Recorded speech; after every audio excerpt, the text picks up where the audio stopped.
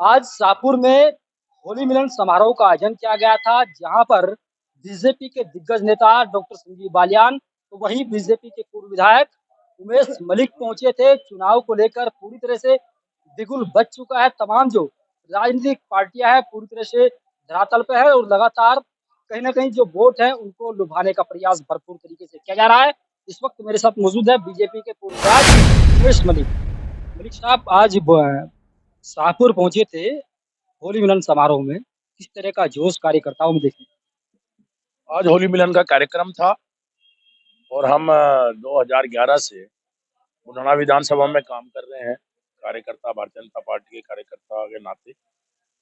और हर वर्ष हम होली मिलन का कार्यक्रम करते हैं और मोस्ट प्रोबेबली जितने भी कार्यक्रम होली मिलन के हुए वो शाहपुर में ही हुए। उसी परिप्रेक्ष्य में परंपरा के अनुसार होली मिलन का कार्यक्रम था। उसमें डॉक्टर संजीव बालियान, हमारे जितने भी इस क्षेत्र में जिला महामंत्री विनीत काचान जी, हमारे प्रभारी पवन तरार जी, श्यामपाल भाई जी, हमारे मंडल अध्यक्ष, हमारे पूर्व मंडल अध्यक्ष सुधीर सैनी जी, और हमारे मुकेश शर्मा जी, हमारे ओमेंद्र मुखिया जी, हमारे पूर्व मंडल अध्यक्ष, सब अधिकतम कार्यकर्ता, हमारे अनिल बंसल जी ने बड़ी अच्छी व्यवस्था की है।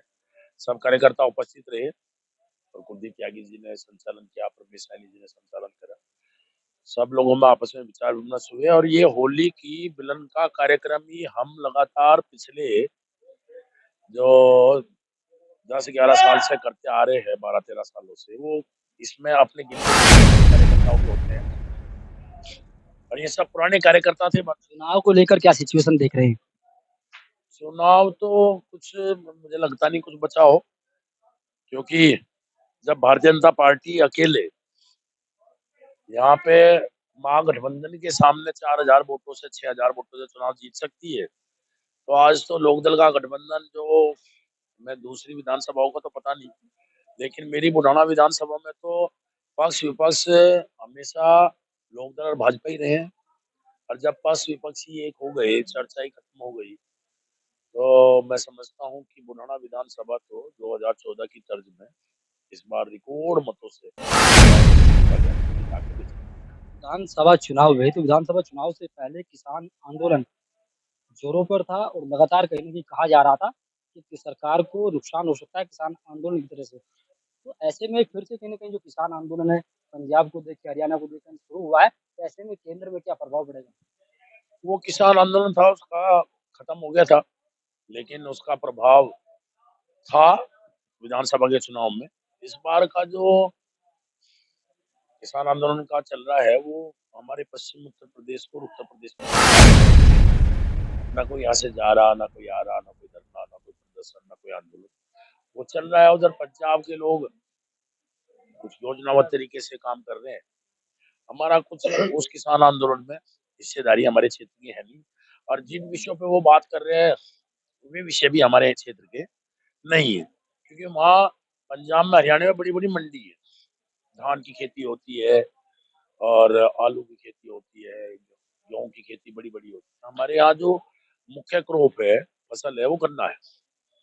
और गन्ना के तो एमएसपी तय ही 80% लोग, 85% मान लिया मेरा 100 बीघे जमीन है तो 95 बीघे में मैं गन्ना बोऊंगा। क्या है कि समाज लगातार कहीं ना कहीं बैठकें कर रहा है और लगातार कहीं ना कहीं सरकार के मुखर दिखाई दिखाई दे रहा कि समाज भारतीय जनता पार्टी का कैडर वोट है, रहती है एक दो आदमी कोई कोई कुछ भी कह दे, लेकिन कैडर वोट, क्योंकि भारतीय जनता पार्टी का कैडर वोट एक वाला नहीं है, सारा त्यागी समाज भारतीय जनता पार्टी को वोट देगा। है। जिस तरह से कहा जा रहा है मांगे राम त्यागी पर जिस तरह से मुकदमा दर्ज हुआ है, वो कह रहे हैं लगातार कहीं ना कहीं सरकार और यहाँ के स्थानीय जो नेता है वो दबाने का प्रयास कर रहे हैं फर्जी मुकदमों के माध्यम से।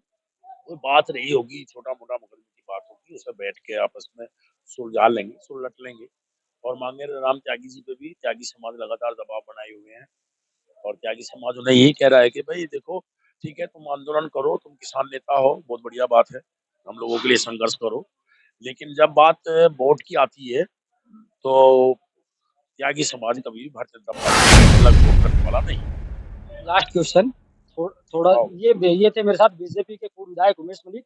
सीधे रूप से कहना है जो कहीं ना कहीं जो परिणाम है वो बेहतर होंगे और जीत भी भारतीय जनता पार्टी ही दर्ज करेगी। मैं तस्लीम राणा, NNTV, मुजफ्फरनगर।